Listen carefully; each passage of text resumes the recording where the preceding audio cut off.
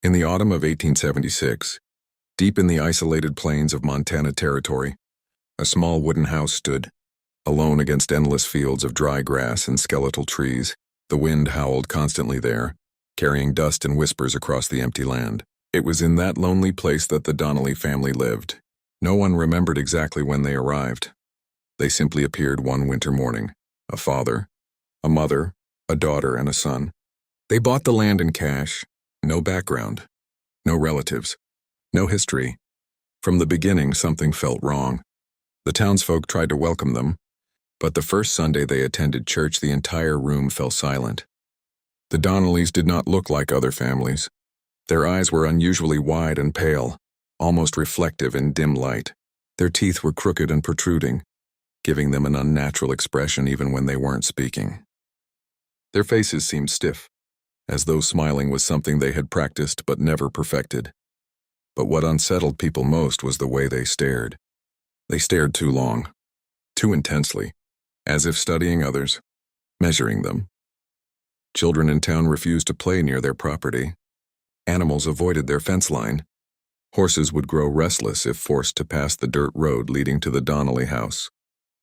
Rumors began quietly. Some said it was a genetic condition, a rare deformity passed through bloodlines. Others whispered something darker, that the family had lived in isolation for generations, that they had kept the blood pure, that something unnatural had been preserved within them. At night, strange sounds drifted from their home. Neighbors reported faint counting voices, slow, rhythmic. 1, 2, 3, 4, over and over. One farmer swore he saw the entire family, sitting at their dinner table. Through a cracked curtain, no one was eating. No one moved. They were simply staring at each other in total silence, as if waiting for a signal. Days later, a local official attempted to check their records. He rode out to the property and never returned. His horse came back alone. Then came the disappearance. A young boy from town wandered too close to the Donnelly property while chasing a stray dog. His footprints were later found in the dirt, leading straight to the Donnelly front door. The prints stopped there. No struggle, no blood, no trail back. When townspeople approached the house that evening, the windows were dark. The door was locked, but behind the glass faint shapes could be seen. 4 figures, watching. No one dared break the door open. That night the wind stopped completely. The entire valley fell into unnatural silence, and from inside the wooden house, beneath the floorboards, the counting continued. 1, 2, 3, 4. But this time, there was a 5th voice. The town did not sleep that night. By morning, fear had turned into anger. 5 men gathered outside the Donnelly house, farmers, a blacksmith, and the deputy. No one spoke much. The silence of the valley felt heavier than usual, as if the land itself was listening. The front door was forced open. It did not resist. Inside, the house was unnaturally clean. The furniture was arranged perfectly. Plates sat on the dining table, but the food had rotted into dark sludge. No flies, no smell, just stillness. "Donnelly," the deputy shouted. No answer. They searched every room. Bedrooms were empty, beds neatly made, closets bare. No clothing, no family belongings. It was as if no one had ever truly lived there. But then they heard it, a faint sound. Counting. 1, 2, 3, 4. It wasn't coming from upstairs. It was coming from below. The men slowly turned toward the center of the living room floor. The wooden planks looked slightly newer there, cleaner than the rest. The sound echoed directly beneath their boots. The blacksmith grabbed a crowbar. The first plank lifted easily. The second resisted, then cracked. As the boards were pulled away, a cold wave of air rushed upward from the darkness below. Not the smell of decay, something colder, damp, ancient. They lowered a lantern. There was a staircase, narrow, steep, leading into a hidden cellar no one knew existed. The counting grew clearer. 1, 2, 3, 4. But now it was layered. Multiple voices. Different tones, adult, child, male, female, all perfectly synchronized. The deputy swallowed hard and stepped down first. The cellar was larger than the house above. Its walls were lined with crude wooden shelves. On them sat jars. Dozens of jars. Inside each jar floated something pale. Teeth. Human teeth, hundreds of them, organized carefully by size. In the center of the cellar stood a long wooden table. On it lay old surgical tools, rusted saws, pliers, knives. And above the table, carved into the wall in deep, deliberate strokes, were words.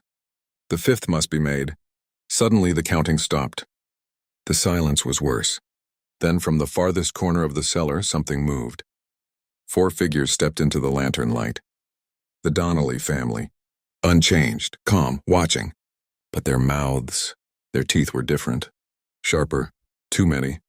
The father tilted his head slowly, and in a voice that did not sound entirely human, he said, "We were waiting." The lantern shattered. Darkness swallowed everything. And from the cellar the counting began again. 1, 2, 3, 4. Pause. Then together. 5. Darkness swallowed the cellar, but the men did not run. For a moment no one moved. The only sound was breathing, fast, uneven, afraid. Then the counting returned, slower this time. 1, 2, 3, 4. The deputy scrambled for another lantern and struck a match with shaking hands. The flame flickered violently before catching.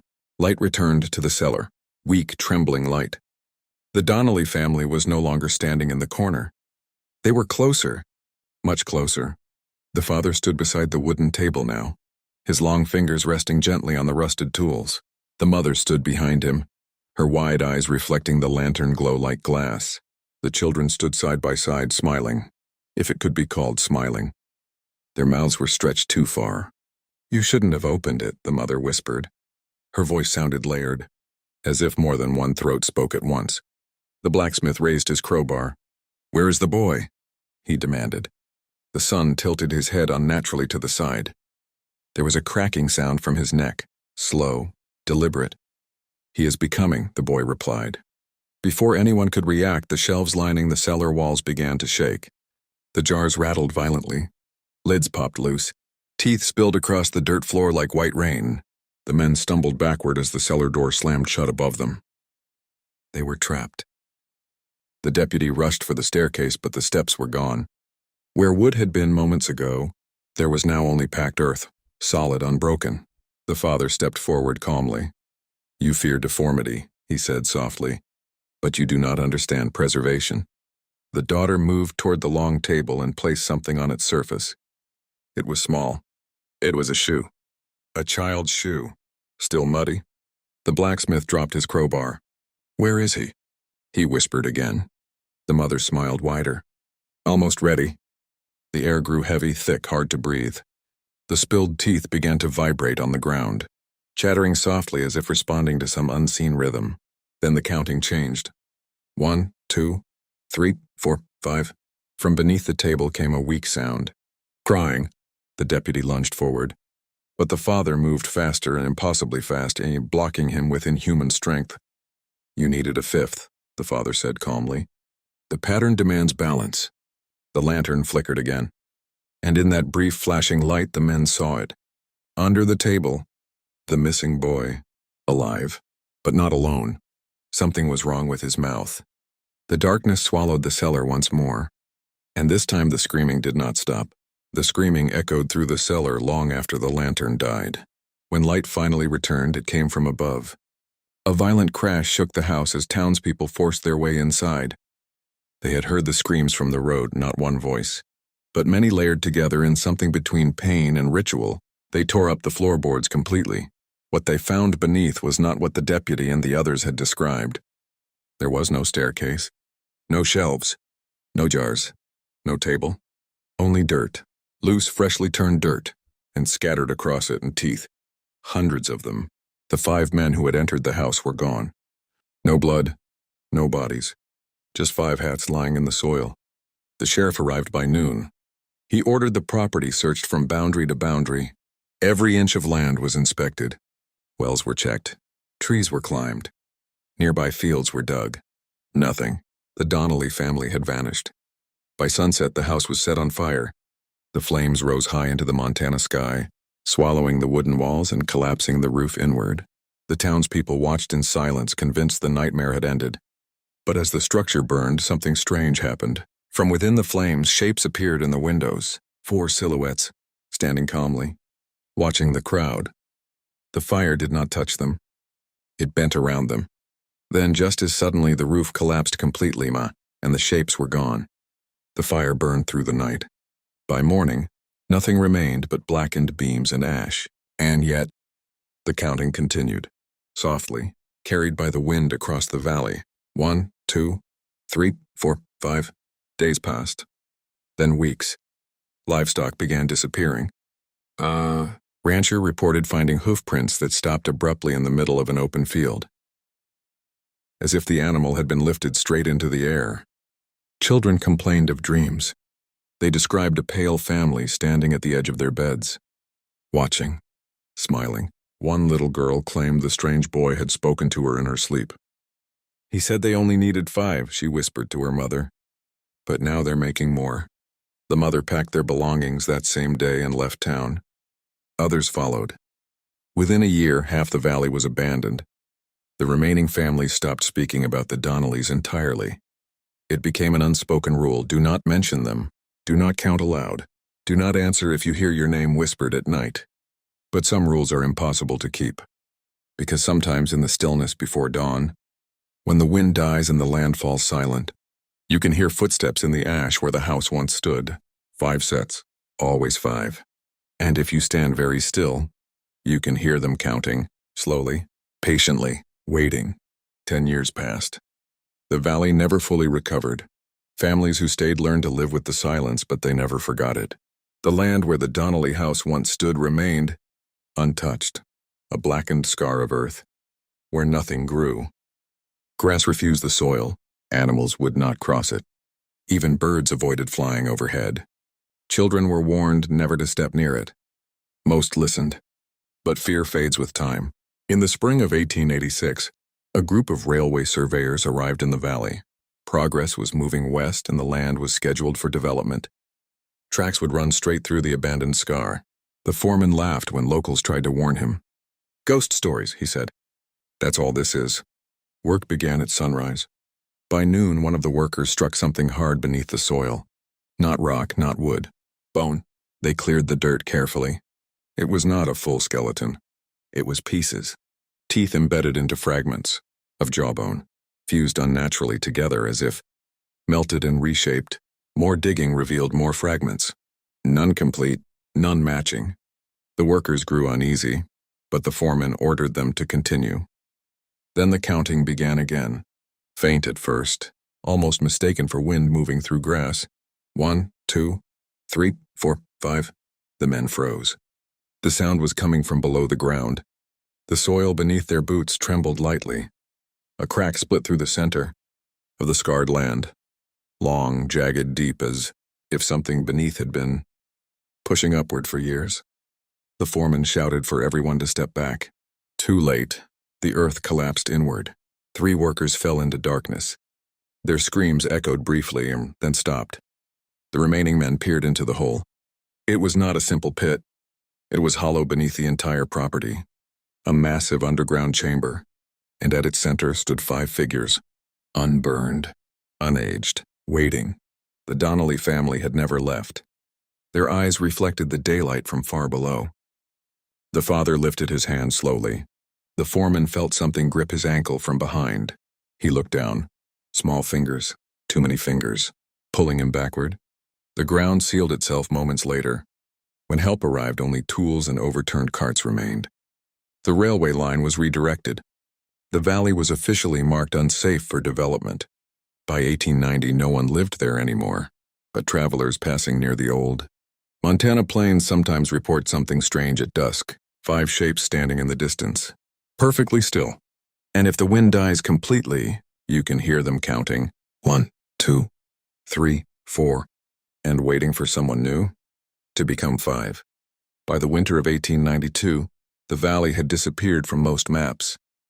Officials labeled it unstable land, unfit for settlement, dangerous terrain, but no official report ever mentioned the disappearances.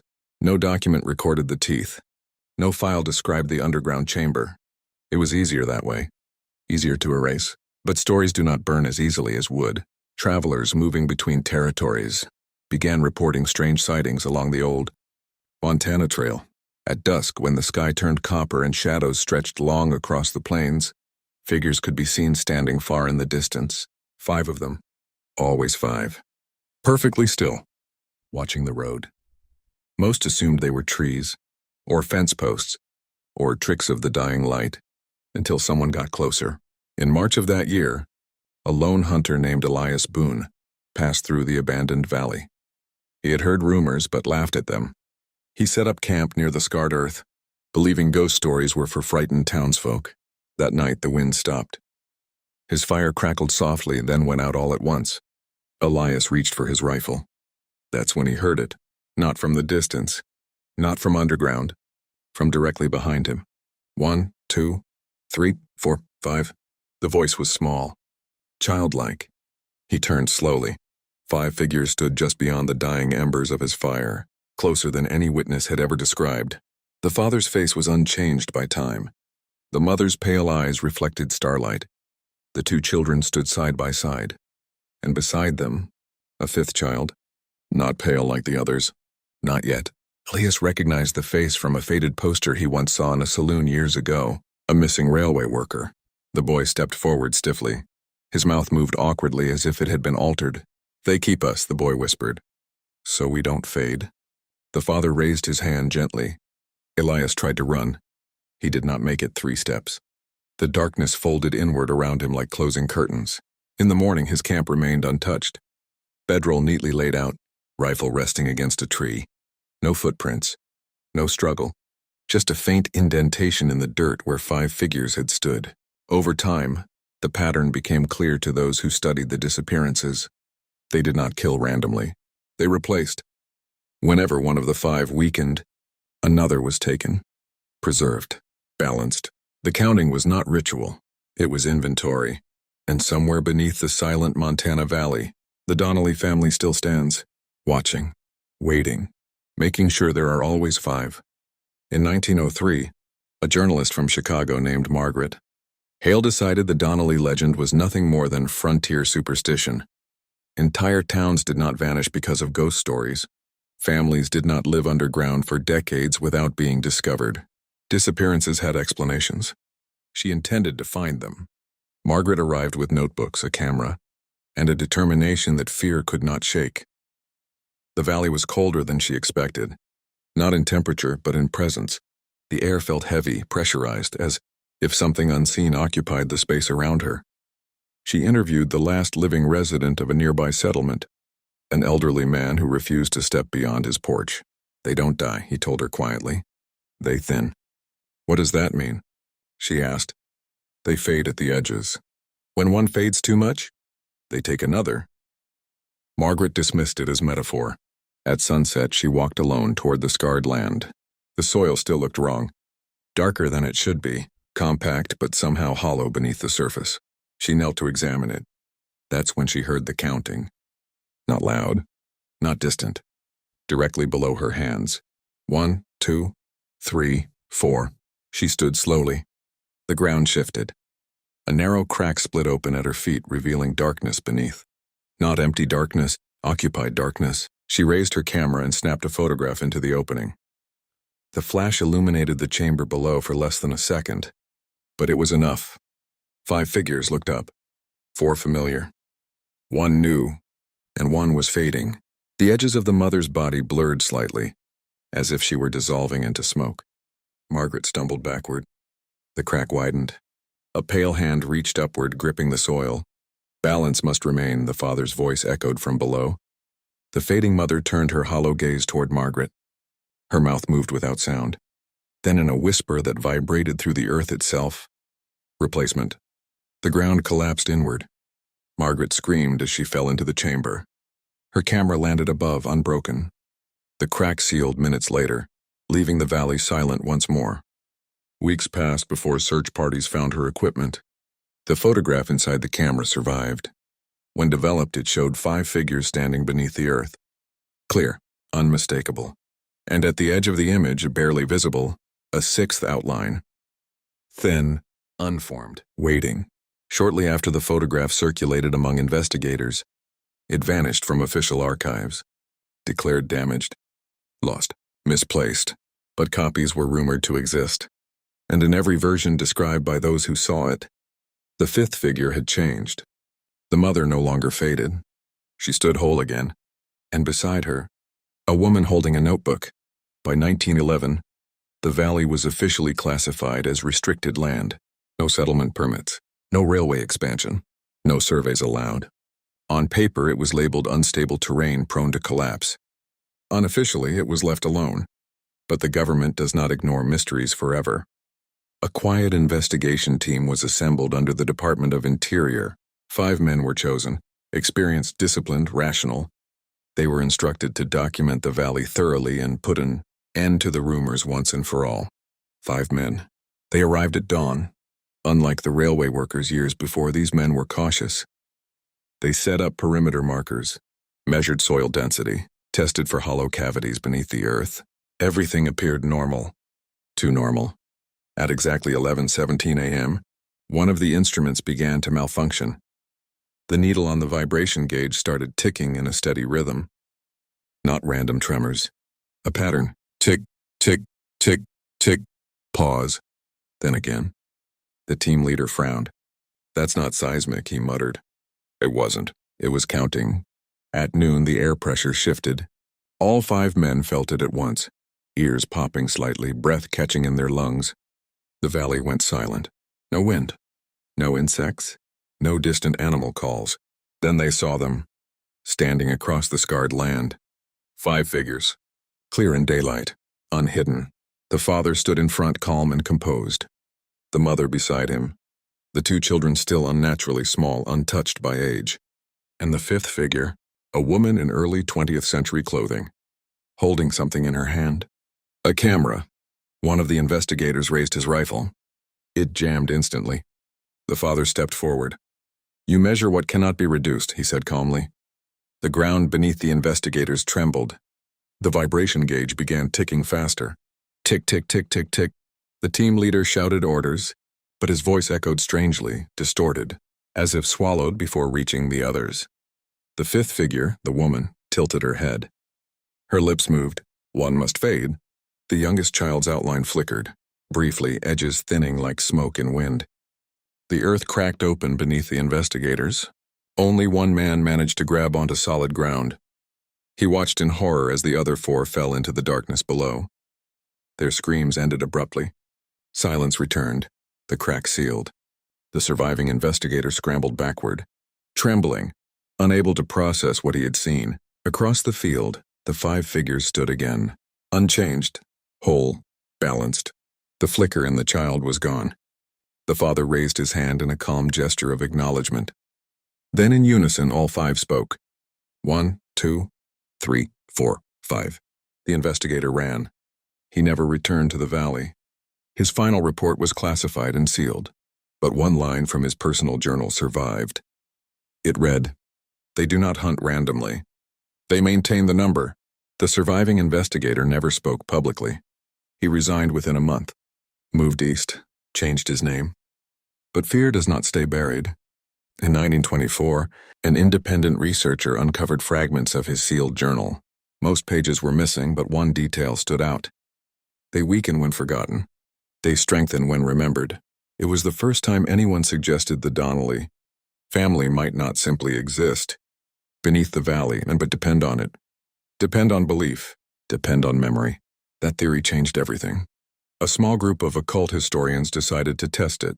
If the entity or family required awareness to maintain balance, then perhaps erasing them from public knowledge would weaken them. No stories, no maps, no records, total silence. For years they worked quietly. References to the valley disappeared from regional archives. Newspaper clippings were removed. The famous underground photograph was confiscated wherever copies surfaced. And slowly, the sightings decreased. Travelers no longer reported distant figures at dusk. The counting was no longer heard on passing winds. For the first time in decades, the valley seemed ordinary. Grass began growing across parts of the scarred soil. Animals wandered closer. The silence felt natural until 1931. A group of teenagers on horseback camped near the valley without knowing its history.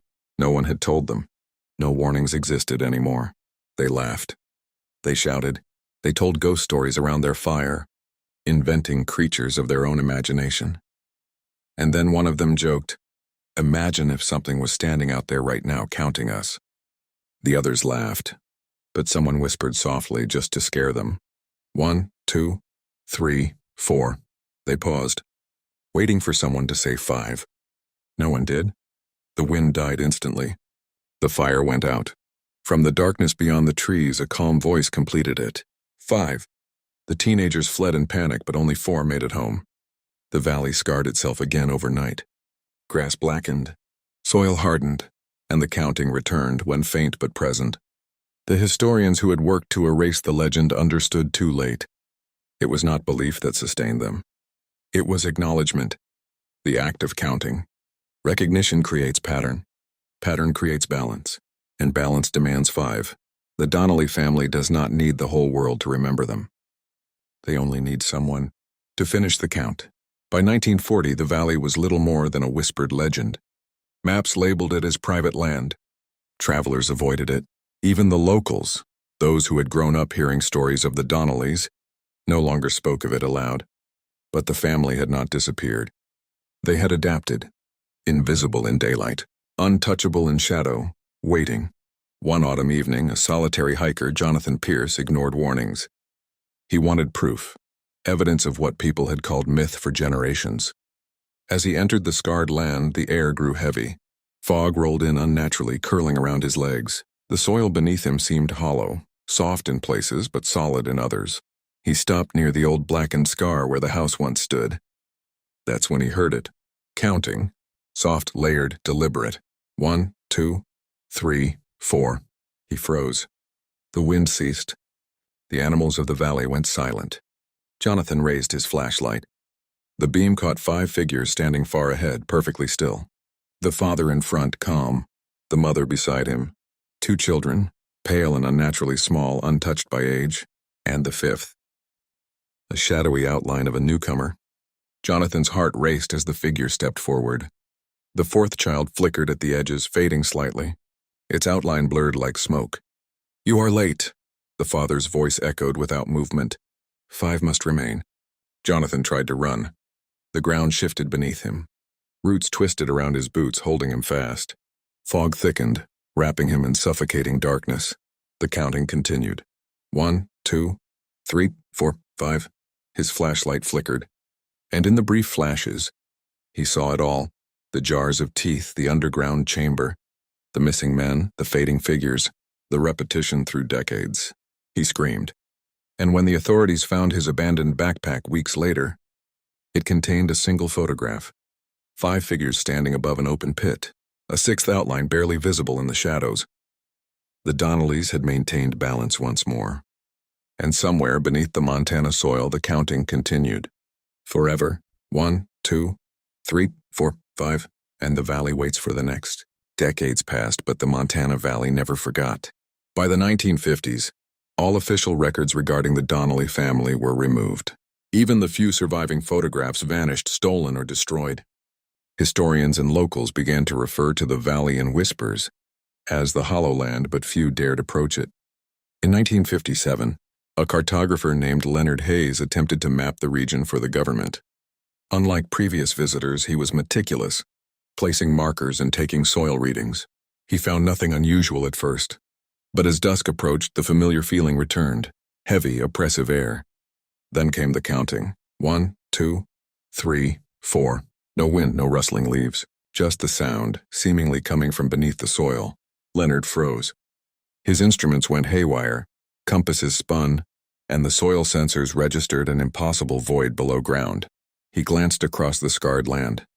5 figures had appeared in silhouette against the darkening sky. Their forms were frozen, unmoving, as if carved from stone, but their eyes glowed faintly, reflecting the fading sunlight.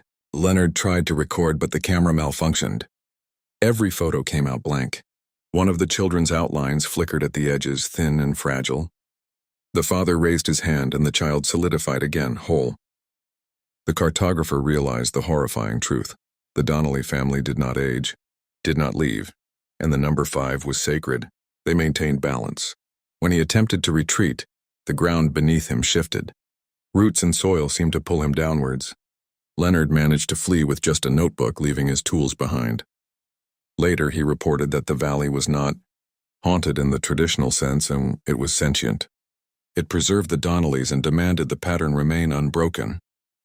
To this day, visitors report seeing 5 silhouettes standing perfectly still at twilight, watching quietly.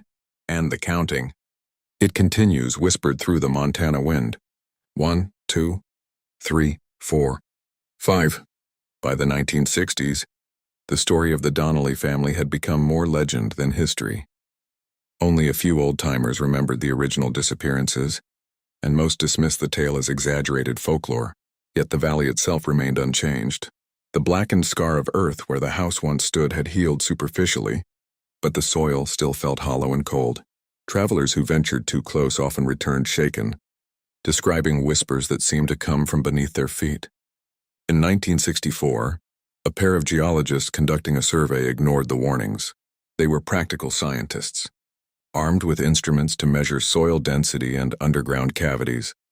At first, the readings were normal, but as twilight fell, the instruments began to behave strangely. The needle on a compass spun wildly. Seismographs recorded movement, though no earthquake was occurring. And then they heard it, counting. 1, 2, 3, 4. The geologists froze. The fog thickened unnaturally, curling around them like fingers. From the mist emerged 5 figures, clearly visible despite the fading light. The father, mother, and 2 children were unmistakable. But the 5th figure appeared newer, unrecognizable, a child not yet fully integrated into the pattern. As the geologists attempted to retreat, the ground beneath them trembled violently. Loose soil and roots wrapped around their boots. The father raised a hand calmly, and the 5th child's outline solidified. The instruments went dead. Not a single reading registered. It was as if the land itself had swallowed them. The geologists barely escaped, leaving their equipment behind. When authorities later attempted to recover it, they found nothing.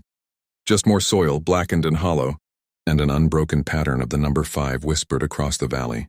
The valley endured. The Donnellys endured, and the counting continued, patient, precise, eternal. 1, 2, 3, 4, 5. By the 1970s, the Donnelly legend had become an unspoken rule. Parents warned children never to wander near the valley, and even law enforcement avoided it unless absolutely necessary.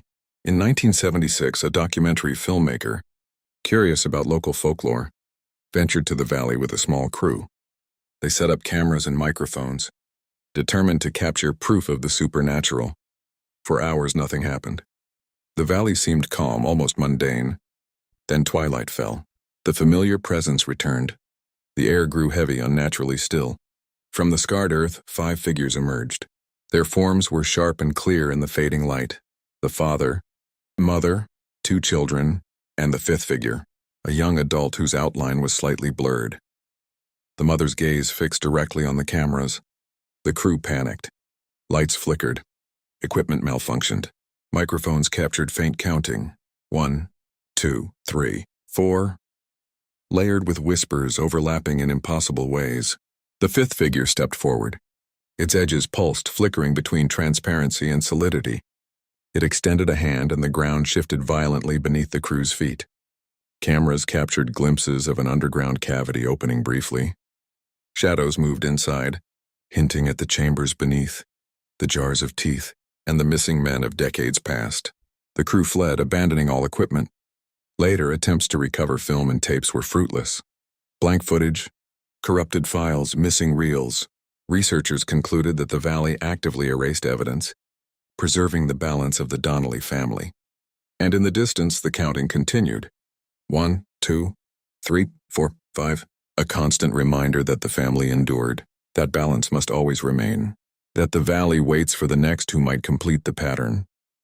By the 1980s, the valley had become a place no one dared to set foot. Stories passed quietly from parents to children, always with the same warning: do not count. Do not linger, do not acknowledge. Yet curiosity never truly dies. A team of paranormal researchers, equipped with modern equipment, arrived at the valley in 1983. They believed the Donnelly legend could be explained scientifically. Echoes of seismic activity, mass hysteria, or optical illusions. At first, all seemed normal. The land appeared as empty, abandoned plains. But as night fell, the familiar feeling of being watched grew oppressive. Instruments began picking up vibrations, faint but rhythmic. And then the counting came. 1, 2, 3, 4. The team froze. From the darkness ahead, 5 figures emerged, perfectly visible despite the night. The father, mother, and 2 children stood unmoving. The 5th figure, a young adult now fully formed, watched silently, edges shimmering slightly like smoke. A member of the team raised a camera. The flash illuminated the figures for an instant. The 4th child flickered, thinning at the edges. The father's hand rose slowly. The child solidified again. The ground beneath the team trembled. Loose soil and roots coiled around boots and equipment. Attempts to retreat were blocked by the soft, unyielding earth. The 5th figure spoke without moving its lips. Balance must remain. The team barely escaped. Cameras, recorders, and instruments were left behind, all rendered useless or missing when authorities later investigated. The valley returned to silence. The scarred earth appeared inert, but the counting never stopped. Through the Montana wind, the echo remained.